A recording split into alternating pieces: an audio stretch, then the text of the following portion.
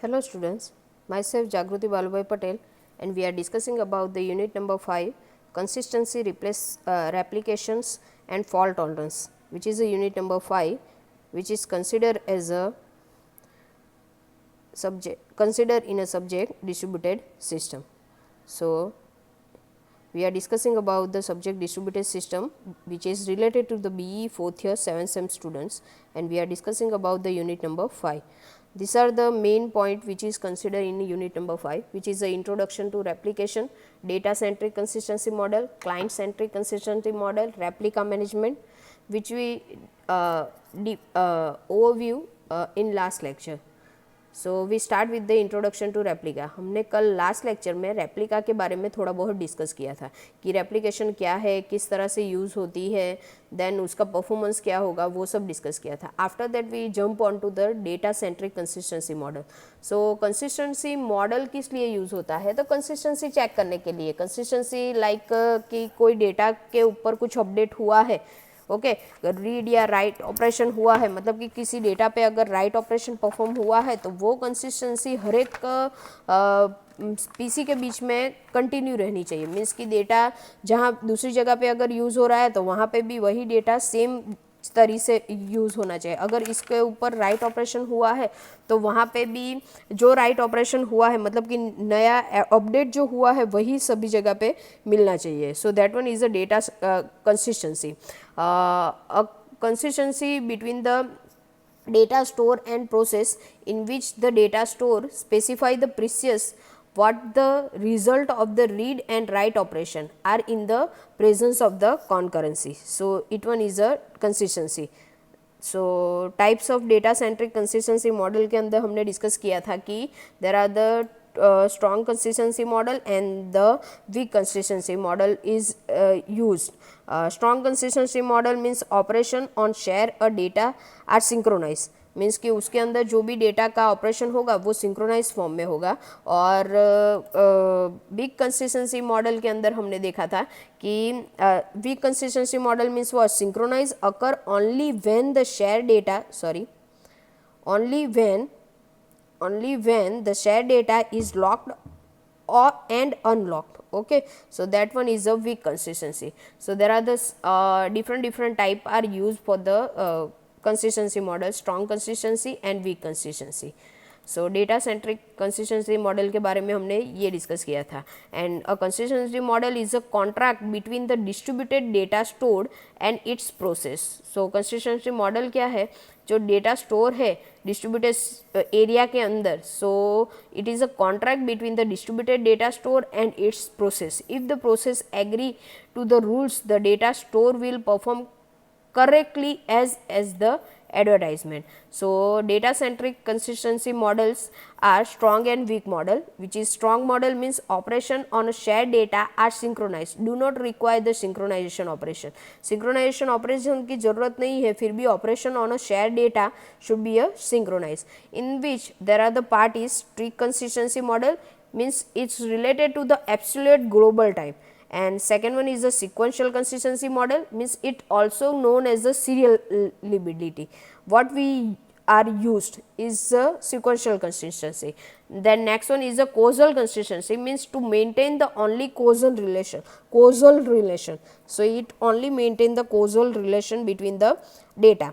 And last one is the FIFO consistency is only maintain the only individual ordering. So it maintain the individual ordering and on the basis of that है ना, उसके basis पे ही वो पूरे data को, मतलब कि जो भी डेटा के अंदर चेंजेस हो रहा होगा तो उसके रिलेटेड उसे कंसिस्टेंस बनाएगा. And weak consistency means the synchronisation occur only share data is lock and unlock rely on a synchronization operation. So this one is reliable on a synchronization operation, in which there is a weak consistency, release consistency and entry consistency. So let's discuss one by one.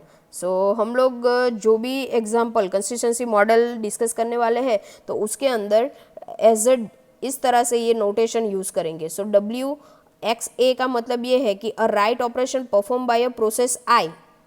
WI का मतलब process I, write operation perform हो रहा है process I पे, on the term of x with the value of a। So x value, x जो item है उसके ऊपर a राइट हो रहा है by the process i। Okay, so इस तरह से अगर रिप्रेजेंट, मतलब कि मैंने रिप्रेजेंट किया है WP x2, तो उसका मतलब ये है कि p प्रोसेस ने x आइटम पे वैल्यू 2 को राइट ऑपरेशन परफॉर्म किया। ओके, सो इस तरह से पूरा कंसिस्टेंसी मॉडल हम लोग 1 बाय 1 डिस्कस करने वाले हैं और उसके अंदर इस तरह के नोटेशन हम लोग यूज़ करने वाले हैं।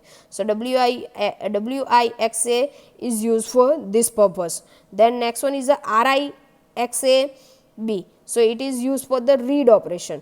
सो RIXAB का मतलब क्या है, तो यहाँ पे R means read operation, I means our process, X is a item in which we produce the value, okay, and B is a value of the X।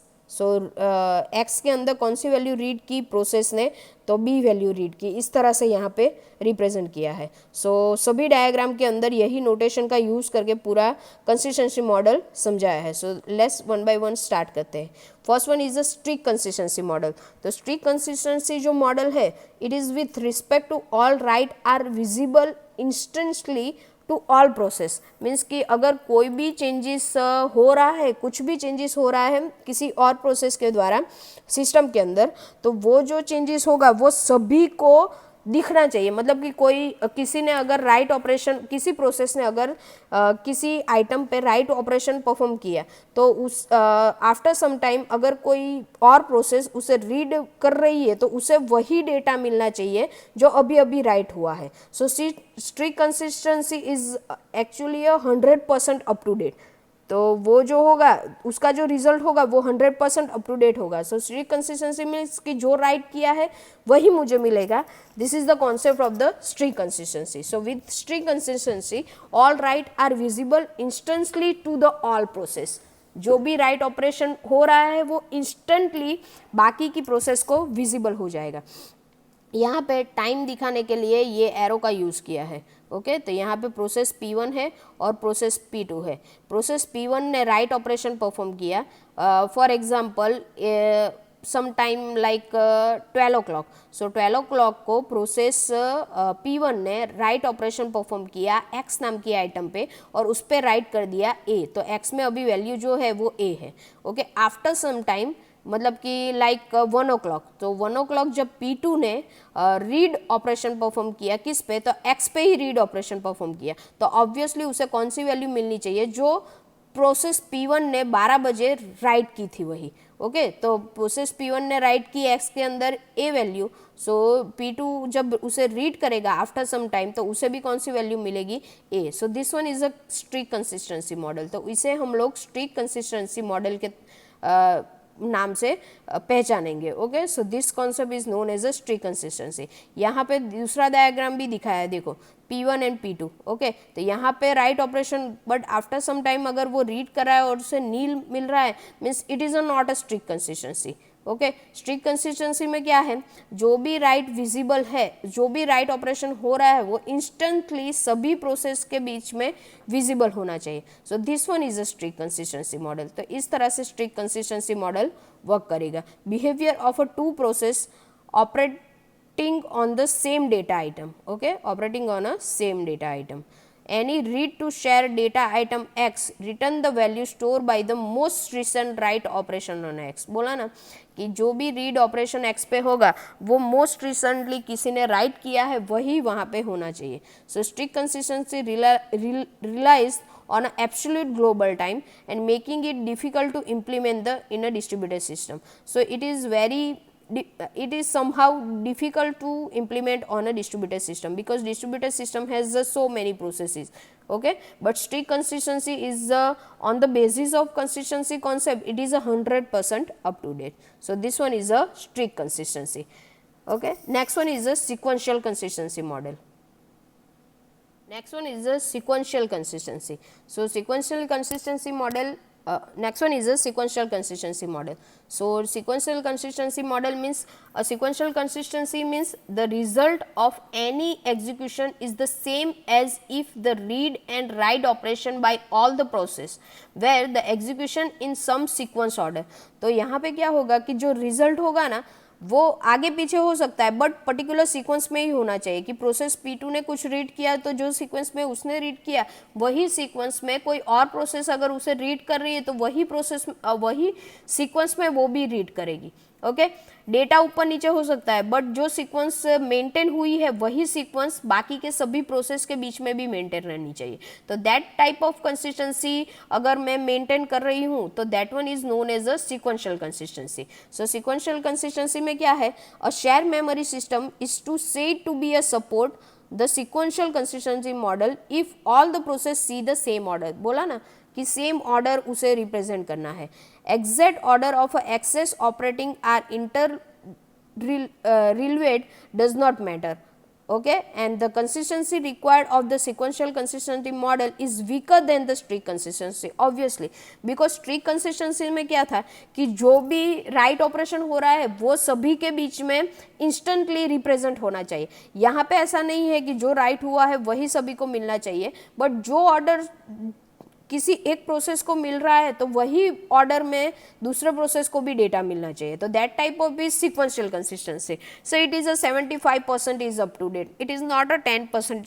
Strict consistency is a 100% up to date but यहाँ पे क्या है sequence maintain हो रही है, ऐसा नहीं है कि जो हुआ है वही सबको मिलेगा। Okay so it is a time of independent process. Reads and write of an individual process occur in the program order and read and write of different process occur in some sequence order as long as intervening of the concurrent access is valid. So sequential consistency में क्या होगा, the result of any execution is the same if the read and write operation by all the process was executed in some sequential order and the operation of each individual process appear in the sequence in the order of specified by the program. So program ने जो भी sequence generate की sequence decide की होगी वही sequence में सभी को डेटा मिलेगा।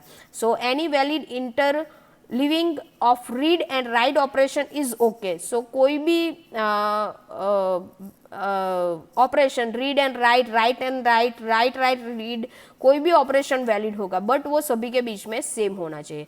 मीन्स कि but all the process must see the same interleaving. Okay so same process में ही वो वर्क करना चाहिए। The event observe by each process must globally occur in the same order और in it is not a sequential consistency. अगर सेम ऑर्डर में सबको नहीं मिल रही है तो that one is a not a sequential consistency model. So यहाँ पे उसे समझाने के लिए एक एग्जाम्पल दिया गया है, this one is a correct and this one is a wrong consistency.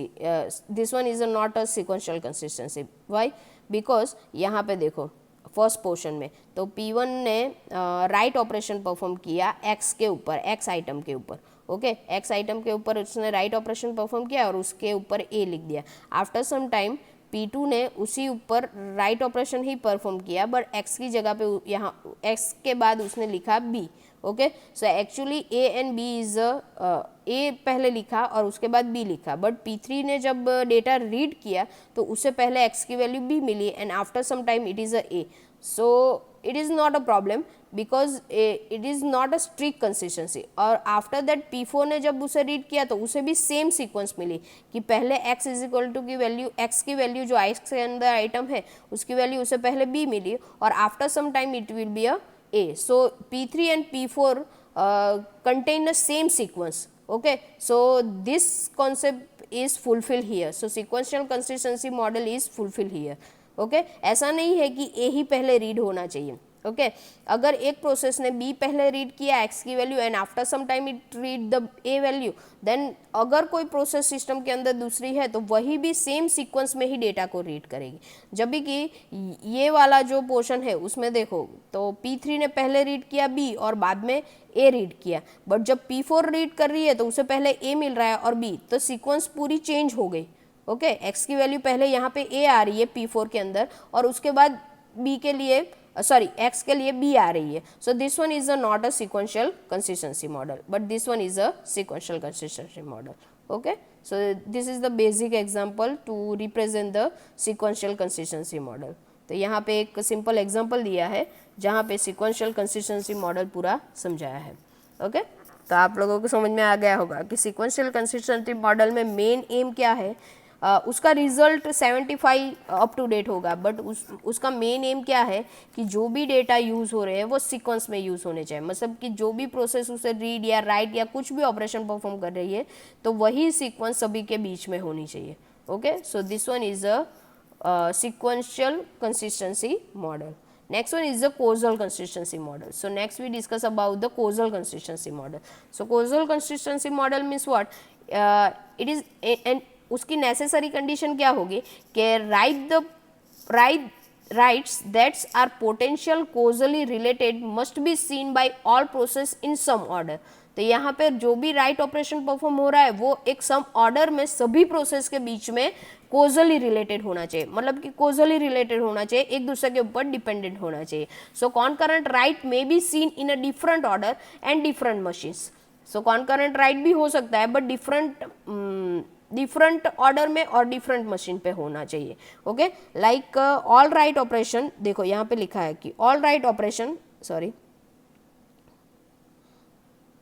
all right operation that are potentially causally related are seen by the all process at the same order, and right operation that are not potentially causally related may be seen by the different process. Okay, so same ऑर्डर में same all process पे दिखना चाहिए, या तो cosily related नहीं है तो वो डिफरेंट प्रोसेस पे दिखना चाहिए. If write operation is causally related to another right operation, like WT is causally related to the W1, the acceptable order is W1 W2, because the value written by W2 might have been dependent on a W1. Okay, so it will be a causally consistency कि अगर कोई write operation WT causally related to the W1 है तो accepted order क्या होना चाहिए, W1 comma W2 होना चाहिए. Therefore W2 comma W1 is not a acceptable order.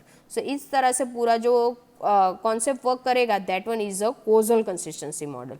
Okay, यहाँ पे पूरा समझाया है, देखो, है ना.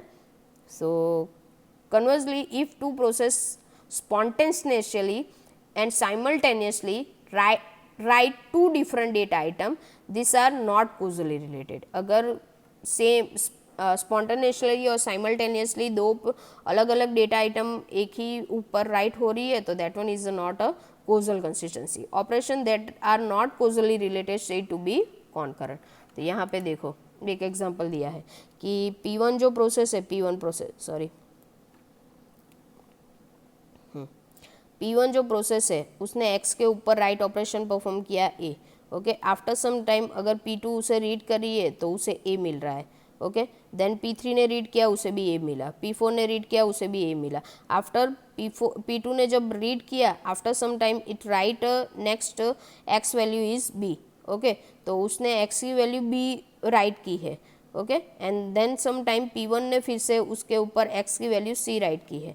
तो दोनों जगह पे देखो कोजली रीड ऑपरेशन हो रहा है तो यहाँ पे रीड ऑपरेशन में X की वैल्यू C मिल रही है और X की B मिल रही है, यहाँ पे भी X की वैल्यू B मिल रही है और X की C मिल रही है. यहाँ पे सीक्वेंस मैटर नहीं करती. सीक्वेंशियल कंसिस्टेंसी मॉडल में क्या था, सीक्वेंस मैटर करती है कि पहले अगर किसी प्रोसेस ने वैल्यू 2 रीड की और आफ्टर 4 रीड की तो दोनों में पहले 2 ही रीड होनी चाहिए, मतलब अदर जो प्रोसेस है उसमें भी पहले वो 2 ही रीड होनी चाहिए और after that it is a 4 will be a read. Okay, but यहाँ पे ऐसा नहीं है. यहाँ पे क्या है कि कोजली कंसिस्टेंसी होना चाहिए, सीक्वेंशियल कंसिस्टेंसी का कोई मतलब नहीं है. देखो यहाँ पे मेन ये जो पूरा पैराग्राफ है उसमें पूरा लिखा है कि if a write operation is causally related to the another right operation then acceptable order is this one. Okay, तो W2 W1 के ऊपर रिलेटेड है तो एक्सेप्टेबल ऑर्डर क्या होना चाहिए, W1 comma W2. Okay, so this one is a causally consistency. यहाँ पे भी कंसिस्टेंसी मेंटेन हो रही है रीड राइट ऑपरेशन की. ओके, बट यहाँ पे क्या है कि सीक्वेंशियल कंसिस्टेंसी नहीं है. तो इस तरह से कोजल कंसिस्टेंसी मॉडल वर्क करता है. So this one is a causal consistency model. Next one is a FIFO consistency model.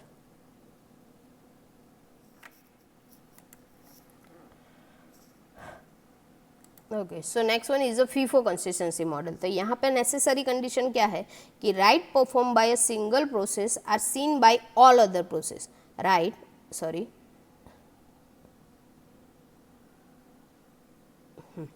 write performed by a single process are seen by all other process in the order which they were issued, but write from but write from different process may be seen in a different order by different process. Okay तो जो process ने कुछ भी write operation किया है तो उसे वही सीक्वेंस में वो मिलना चाहिए, बट अदर प्रोसेस जो है वो उसे डिफरेंट ऑर्डर में भी उसे रीड कर सकती है. ओके फॉर एग्जांपल देखो यहाँ पे P1 प्रोसेस जो है उसने x के ऊपर a राइट किया. आफ्टर दैट P2 प्रोसेस ने अगर रीड किया तो उसे x के अंदर a वैल्यू मिल रही है. आफ्टर दैट P2 प्रोसेस ने दो राइट ऑपरेशन परफॉर्म किए, पहले b लिखा और उसके बाद c लिखा. तो P3 ने उसे राइट किया तो उसे पहले जो P2 ने राइट किया था वो B मिला. आफ्टर दैट P1 ने राइट किया था वो A मिला, एंड आफ्टर दैट फिर से P2 ने जो राइट किया था वो C मिला. मीन्स S की वैल्यू क्या जा रही है B, A एंड C, और P4 को वही वैल्यू A, B और C की फॉर्म में मिल रही है. ओके सो नेसेसरी कंडीशन क्या है? So write perform by a single process are seen by all other process. कुछ भी राइट ऑपरेशन हो रहा है तो it will be seen by the all other process in the order in which they were issues. तो order क्या होना चाहिए? जो ऑर्डर में वो इशू हुआ है. But write from different process में be seen in a different order.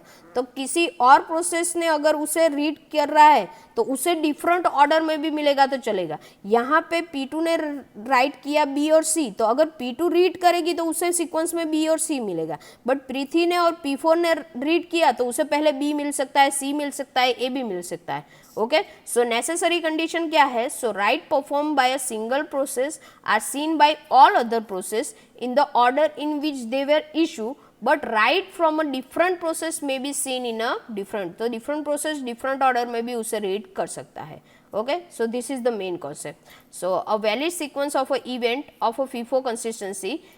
तो यहाँ पे जो पूरा समझा है तो FIFO means first in first out वाला concept है. So consistency is easy to implement. So it one is easy to implement. Thank you so much. आज के लेक्चर के अंदर हमने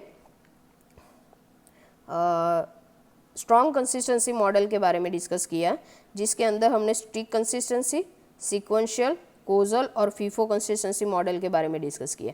नेक्स्ट लेक्चर के अंदर हम लोग वीक कंसिस्टेंसी मॉडल के बारे में डिस्कस करेंगे. Okay and then we start with the client centric consistency model. अभी हम लोग डेटा सेंट्रिक कंसिस्टेंसी मॉडल के बारे में डिस्कस कर रहे हैं. आफ्टर कंप्लीटेड द डेटा के अंदर स्ट्रॉन्ग कंसिस्टेंसी वाला पोर्शन हमने कंप्लीट कर लिया है. वीक वाला पोर्शन बाकी है अभी, वीक कंसिस्टेंसी मॉडल. ओके तो वो कंप्लीट हो जाने के बाद हम लोग client centric consistency model start करेंगे. तो आज का जो पोर्शन था जो उसके अंदर हमने ये सब कुछ डिस्कस किया. ओके किस तरह से मॉडल यूज़ होता है. तो ये वीक कंसिस्टेंसी वाला पोर्शन है वो हम नेक्स्ट लेक्चर में डिस्कस करेंगे. Thank you so much. So अब लास्ट में हम लोग लास्ट लेक्चर में जो रेप्लिका वाला पोर्शन डिस्कस किया था वो एक बार रिवाइज कर लेते हैं, और नेक्स्ट लेक्चर में हम लोग वीक कंसिस्टेंसी मॉडल के बारे में डिस्कस करेंगे. Thank you. तो इंट्रोडक्शन टू रेप्लिकेशन के अंदर मैंने बोला वैसे ही कि replica is a very important part for the distributed system. So replica is necessary for the distributed system because replication is necessary for the distributed system because it improve the performance, then increase the availability of services, enhancing the scalability of a system and security against the malicious attack. तो ये सब के लिए replication जो है वो बहुत ही इंपॉर्टेंट है डिस्ट्रीब्यूटेड सिस्टम के अंदर. तो वो परफॉर्मेंस को कैसे इम्प्रूव करेगा? So performance can be improve. A client can access nearly replicated copy and save the latency. Means कि एक ही सिस्टम के अंदर बहुत सारे पीसी कनेक्टेड हैं, तो अगर बहुत सारे पीसी कनेक्टेड है तो किसी क्लाइंट ने कोई एक रिसोर्स के लिए रिक्वेस्ट भेजी है, तो वो जो रिसोर्स है तो अभी उसे उसके बाजू में जो पीसी है उसके पास भी वो रिसोर्स पड़ा हुआ है, और उसके बाद थोड़ी दूर पे नेटवर्क में भी वो रिसोर्स पड़ा हुआ है. तो क्लाइंट कौन सा एक्सेस करेगा तो परफॉर्मेंस हाई होगा. ऑब्वियसली उसके बाजू में जो पीसी पड़ा है, मतलब कि उसके कम अंतर पे जो पीसी है वहीं से वो रेप्लिका यूज़ करेगा तो परफॉर्मेंस ऑब्वियसली इम्प्रूव हो जाएगा। सो क्लाइंट रेप्लिका का यूज़ करके हम लोग कैसे परफॉर्मेंस इम्प्रूव कर सकते हैं, because a client can access the nearby replicated copy and save the latency. मतलब कि अपने मतलब कि नियर बाई जो रेप्लिका होगा उसी का वो डेटा एक्सेस करके टाइम भी बचा सकता है, और नेटवर्क के अंदर जो ट्रैफिक जनरेट होगा वो भी हम लोग कम कर सकते हैं using this replication, near by replication, using the nearby replication. So it will be a useful. The next one is increasing the availability of a services. So replication can mask failures such as the server crashes and network disconnection.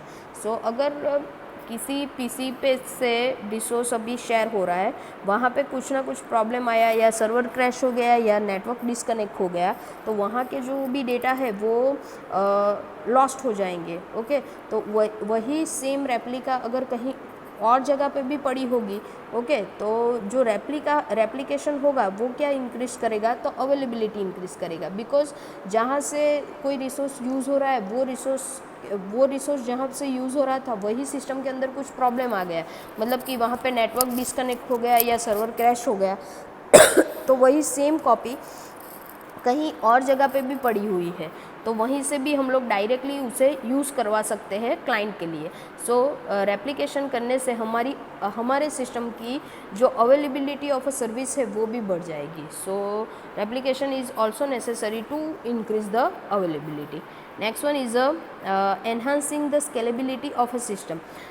So request to data can be distributed across the many server which contain the replica copy of the data. So scalability enhancing system के अंदर भी replication is necessary कि बहुत system अगर system के अंदर PC बढ़ रहे हैं, ओके, मतलब कि प्रोसेसर हम लोग ज़्यादा स्केल बढ़ा रहे हैं तो स्केलेबिलिटी बढ़ेगी, तो रिसोर्स की कॉपी भी बहुत सारी होना ज़रूरी है। बिकॉज कि रिसोर्स अगर स्केलेबिलिटी बढ़ रही है, प्रोसेस बढ़ रहे हैं, तो वहाँ पे हमें डेटा भी बहुत सारी रिक्वेस्ट भी आना पॉसिबल है। सो इसके लिए enhancing the scalability of a system.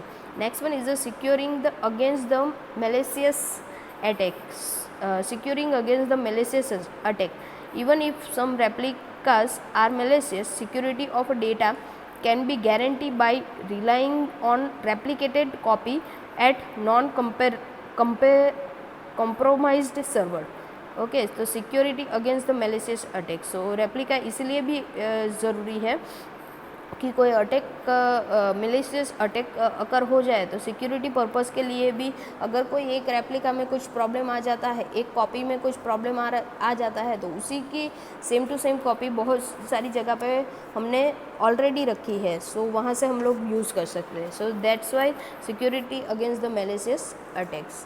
So this is the main issue main reason why we use the replication. So next one is a why replication. So replication क्यों ज़रूरी है, तो उसके लिए हमने नेसेसरी पॉइंट देखे. सो डेटा रेप्लिकेशन, अब इसके अंदर हम लोग डिस्कस करने वाले हैं data replication. So data replication is a common technique in a distributed system. जो रिसोर्स को हम लोग एक से ज़्यादा कॉपी जनरेट कर रहे हो, तो that one is a data replication. So data replication is a main important point for the distributed system because it reliable in the base of if one replica is unavailable or crashes, use another one. So it make a system reliable. Actually replication अगर हम लोग system के अंदर करेंगे तो वो system को ज़्यादा रिलायबल बनाएगा. बिकॉज कि अगर कोई रिसोर्स जो रिसोर्स मैं यूज़ कर रही हूँ उसमें कुछ प्रॉब्लम आ रहा है, तो सेम रिसोर्स की जो दूसरी कॉपी है वो भी हम लोग कहीं से यूज़ कर सकते हैं अगर उसकी रेप्लिका पड़ी होगी तभी.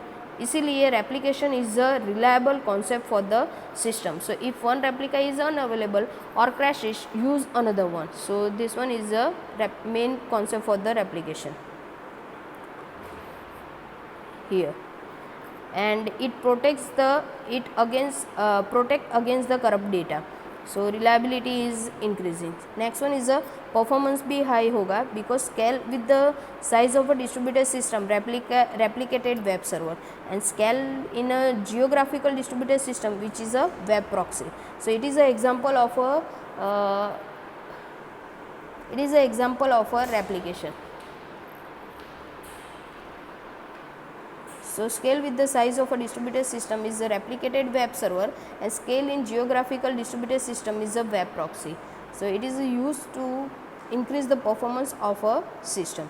Next key issues for the distributed replication is need to maintain the consistency of a replicated data, and if one copy is modified, other become a inconsistent. When and how modification need to be carried out determine the prices of a replication. So when and how modification is needed to be carried out determine the price of a replication.